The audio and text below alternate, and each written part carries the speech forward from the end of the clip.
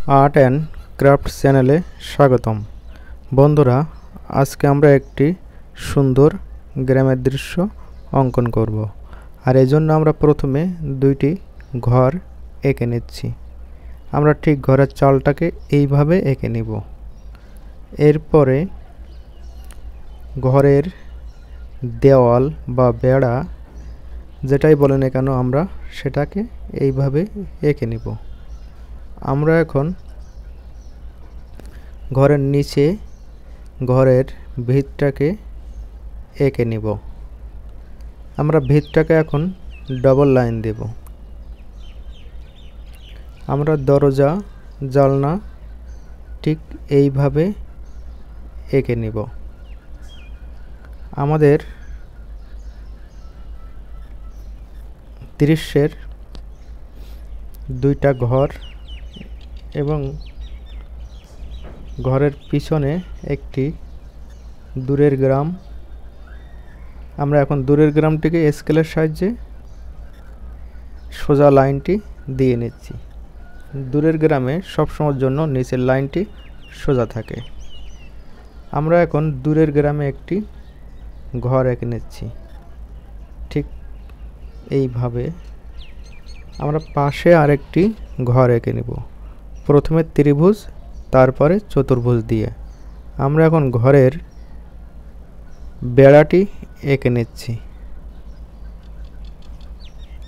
আমরা বেড়ার পরে ঘরের ভিতটি আমরা এঁকে নিচ্ছি ডাবল লাইন দিয়ে।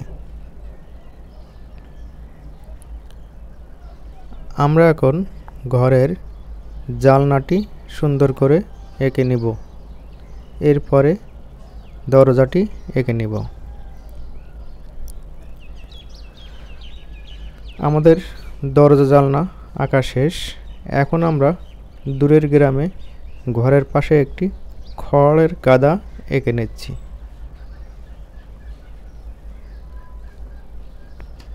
আমরা এখন একটি নদী এঁকে নিব। নদী কাছে বড় হবে এবং দূরে ছোট হবে। পার্সপেক্টিভ অনুযায়ী কাছের নদী বড় বা কাছের জিনিস বড় এবং দূরের জিনিস ছোট হয়। আমরা এখন নদীর উপরে একটি কাঠের ব্রিজ এঁকে নিব। এই জন্য আমরা প্রথমে এই লাইনগুলো ব্যবহার করলাম।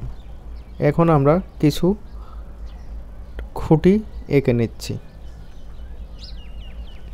ঠিক এইভাবে আমরা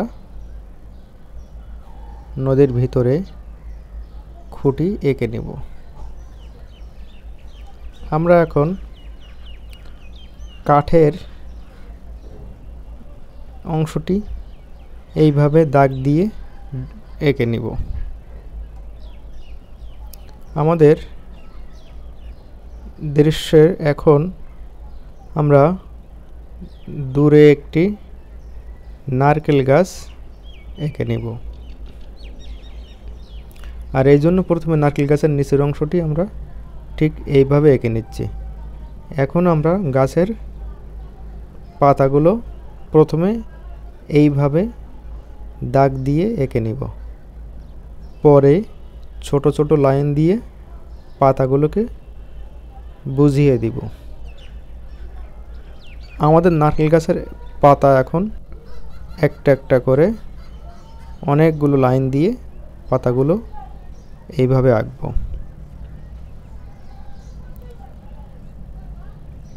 নারকেল গাছের পাতা, খেজুর গাছের পাতা এবং তাল গাছের পাতা সম্পূর্ণ আলাদা আলাদা।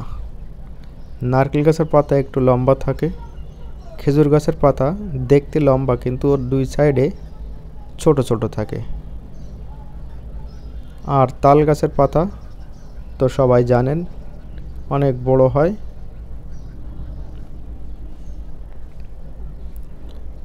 আমরা এখন ঘরের পাশে পিছনে একটি গাছ এঁকে নিব। গাছগুলো ঠিক এইভাবে আমরা জিগজ্যাগ বা গোলো গোলো করে এঁকে নিব। আমরা সামনের ঘরের পিছনেও একটি গাছ এঁকে নেব। তো সামনের জিনিস বড় হয় আর দূরের জিনিস ছোট হয়, এজন্য আমরা সামনের গাছটি একটু বড় করে এঁকে নিচ্ছি। আমরা এখন দূরের গ্রামটি এঁকে নিলাম। এরপরে আমরা ঘরের পিছনে একটি মাঠ, সেই মাঠের ফসলগুলো এঁকে নিলাম।